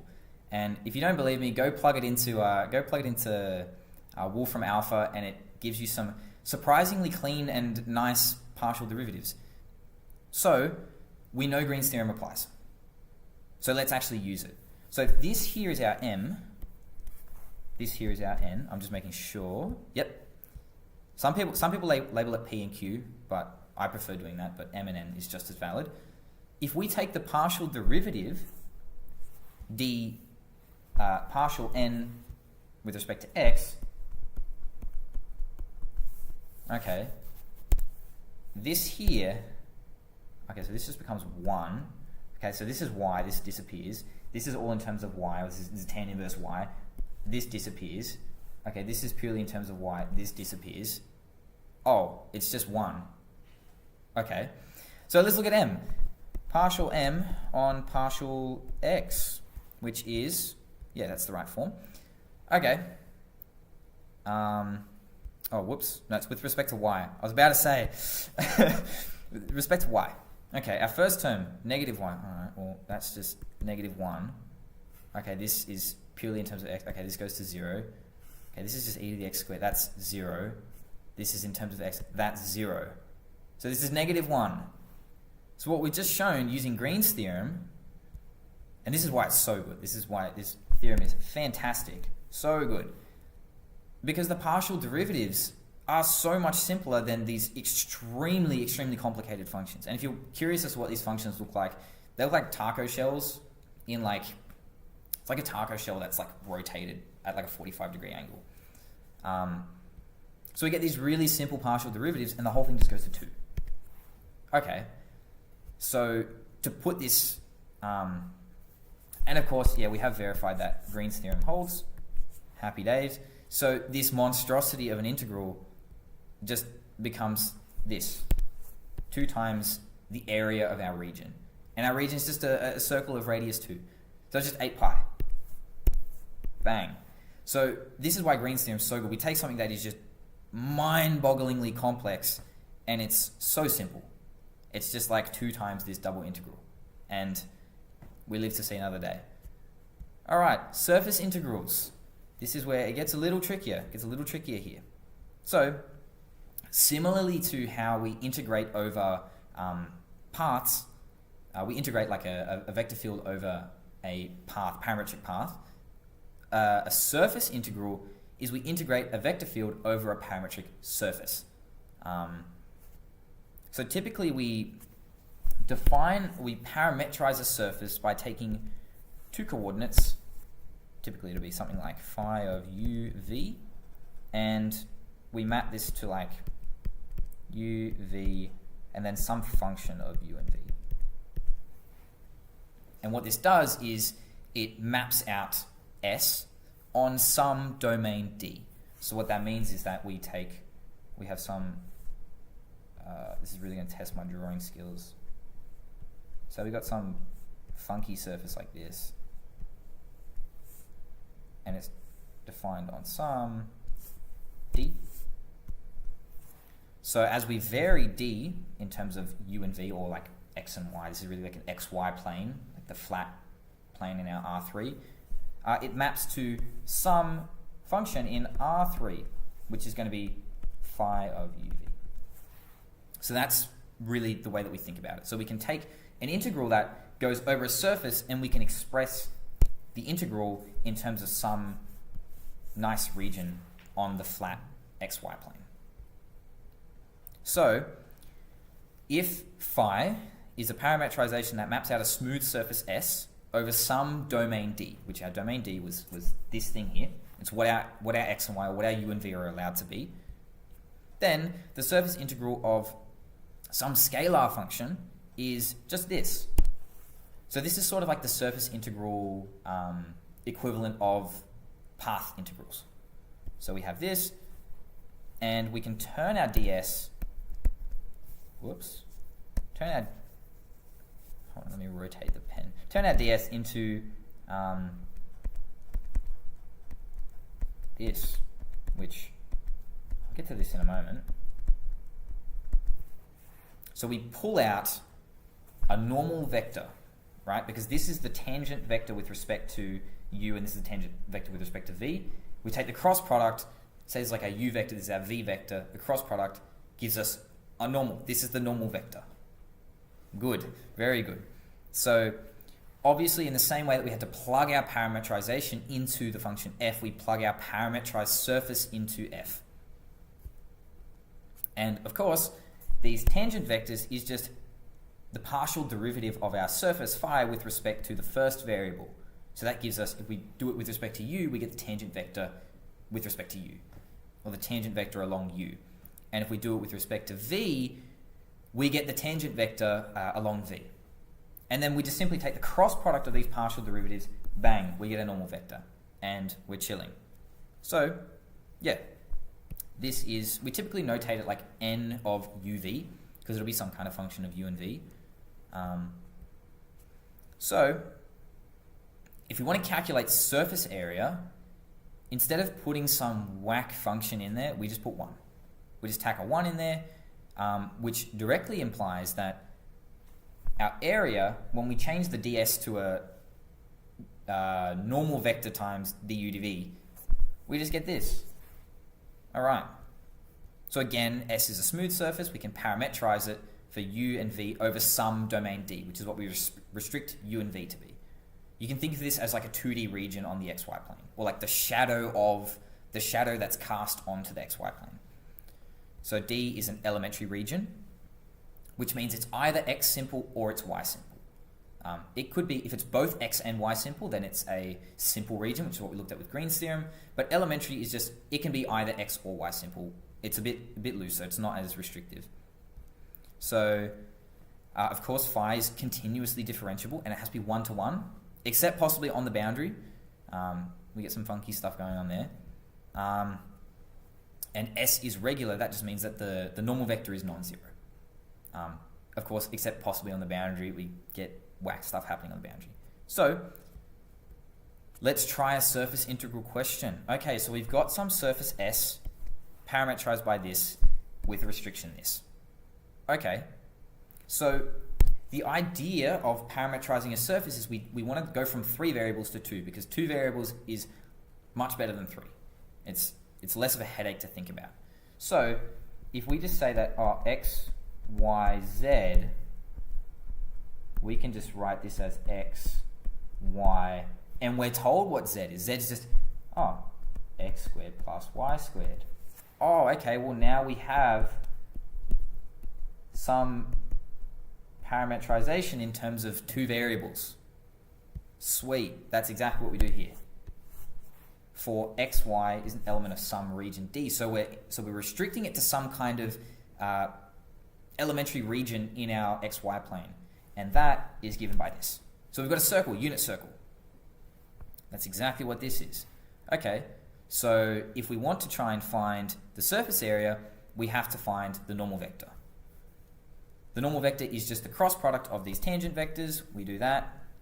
That is, of course, just by going d phi on dx. So this becomes 1, 0, 2x, and that's where that comes from. You do the same with y. You get this thing. Cross product, bang, we get this. Okay, so this is our normal vector. So the normal vector varies as we vary x and y. Okay, and we want the magnitude of the normal vector. So we just square all the components, add them together, and square root the whole thing. So we get this. Okay, this is a bit yuck. I don't like this expression here. That's why we have polar coordinates. Because we can really just factor a 4 out, and then it's like x squared plus y squared, and that's always a dead giveaway to jump straight to polar coordinates, because it'll simplify very nicely. So without thinking too much about this, we just know the Jacobians are. We've done this a million times. So we're just going to have to tack an extra r on. X is r cos theta, y is r sine theta, and it's a unit circle. So r is between 0 and 1. And then we want a full revolution around the xy plane to trace out this whole circle. So we can just put some arbitrary theta going all the way around. So we can just say it's minus pi to pi. So it'll go if, I don't know what my left, if my left is your left, and whatever. It just goes like that. So we just plug everything into the integral, and then we get the sine squared and the cos squared simplify nicely. It just collapses to 1. Okay, so we end up with this.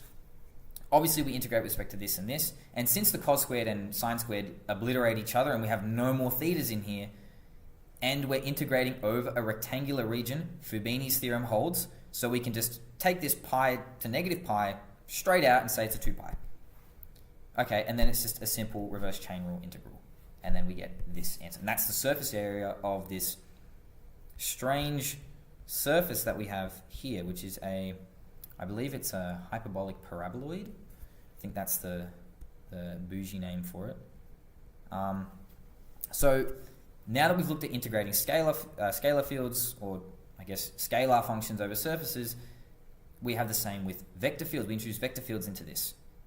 So instead of just tacking the magnitude of the normal vector, we just do the dot product. And the important distinction to make is that this is a unit normal. This is a unit normal vector because we don't want it, because typically this measures the flux exiting some region, and if our unit vector is not, if our normal vector is not a unit vector, then it might scale our flux by some other number, and then it's just, the answer's not right. It doesn't tell us actually how much flux is going out. We just get some kind of, something that's off by a scalar multiple. So we use this nice expression. So this ds, we just rip a unit normal vector out, and it's just du dv, or dx dy. So now we move on to some of the really cool theorems of this course. Stokes' theorem. So we have some assumptions. S is a smooth oriented surface. We're doing vector calculus. Everything's oriented. ds, the boundary, is oriented in an anti-clockwise direction when you look down on the surface. So if I had like a hemisphere, and I look down on it, the curve wants to go around. And if we think about like our right-hand rule convention, I'll turn around so you can see. If it curves around like that, then the unit vector's sticking out. So we have an outwards oriented vector. So, and obviously f is continuously differentiable on the vector the vector field is continuously differentiable on the surface, otherwise stuff just doesn't work.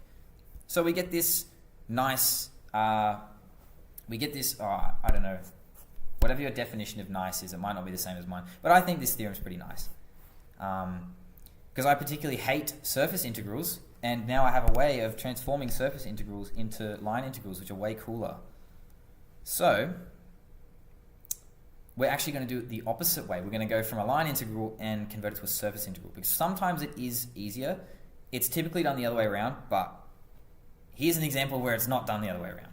So we've got a surface like this. Immediately, we want to think, how can I parameterize this? Okay, well, I move everything to the other side, so I get z is minus x minus y. Okay, so my surface is going to be x, y, minus x minus y. And then we have some kind of restriction, which gives us this region 1, 1, and this is D. Okay, so we're already just like bang, bang, bang, setting up our parameterization. So the z component of the unit normal is positive, and it's because it's oriented, right? And we want it to point out of the surface. So we want to use Stokes' theorem to evaluate this line integral. Okay, so we convert the line integral into a surface integral by taking the curl of f. And it might seem a bit strange that we're calculating the curl, but I'll just do a very quick diagram for you to explain why this is, hopefully to provide you with some intuition, because this is a really abstract looking formula. It doesn't tell us a whole lot. So if we have some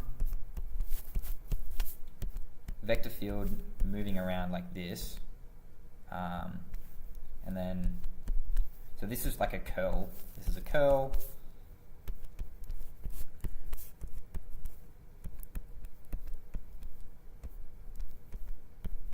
This is a curl here, so this goes around. This goes around. So we're taking the curl over this surface. These vectors are going in the opposite direction. Bang, they cancel each other out. These cancel each other out, these cancel each other out, these cancel each other out. So all we're left with is the stuff along the boundary. So formulaically, that is to say that the curl over a surface is equal to the line integral. That's why that's the intuition behind Stokes' theorem. Because the inner parts of the curl all cancel out and we get just what's on the boundary. Which is really the same thing for Green's theorem as well. Since the z curl is the thing that's inside Green's theorem and it's curling around the xy plane. So you'll start to see that all these theorems are just the same thing in disguise. So we first calculate the curl. I'm not going to go over that. It's simple cross product. Bang, bang, we get this.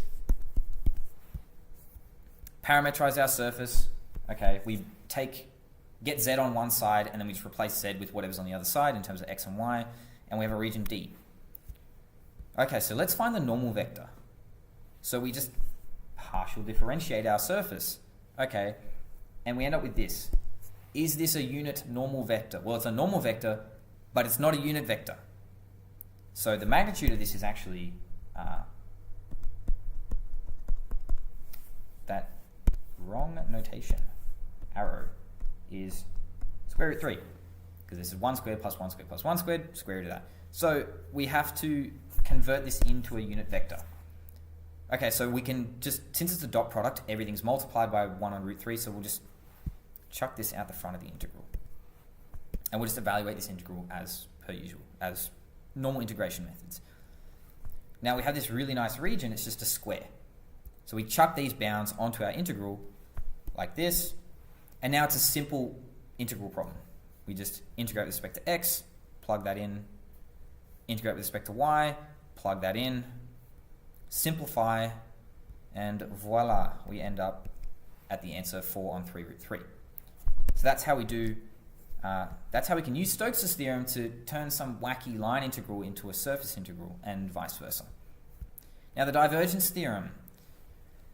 So this allows us to compute surface integrals over closed surfaces. A closed surface, what that means is that it's the entire thing is closed. I don't know how to explain it without using the word closed. But just think of it as there's no clear defined boundary. Like we have a hemisphere has a clear boundary on the bottom, so it's not a closed region. Whereas a complete sphere is a closed region because there's no like very clearly defined boundary that we can draw on it.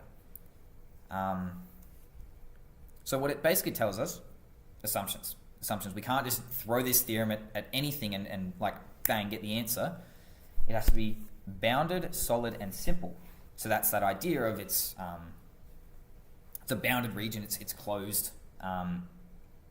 Yeah, so it's the same sort of assumptions that we've had for Green's theorem and for Stokes' theorem and all these other things. So our surface S is piecewise smooth.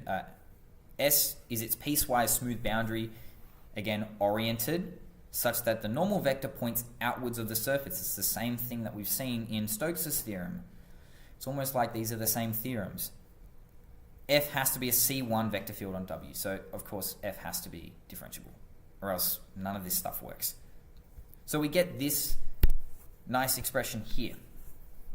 And really what this is saying is that if we draw a cube, some region V, and I pick some arbitrary area element, surface element, and I do the dot product of F ds, it's the thing that's coming outwards at right angles,